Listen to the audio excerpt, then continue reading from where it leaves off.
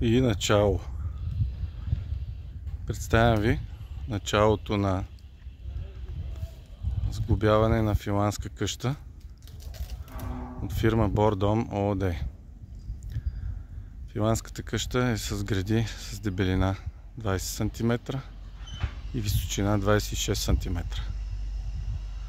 Работиме прецизно с колокран. Дървесината е смърч.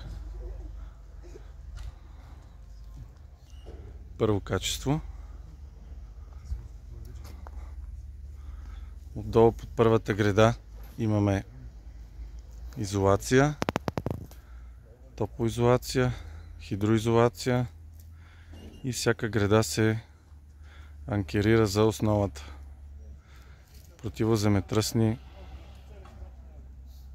мерки по изискване в България. В Финландия не слагат такива анкери, но ние при нас слагаме.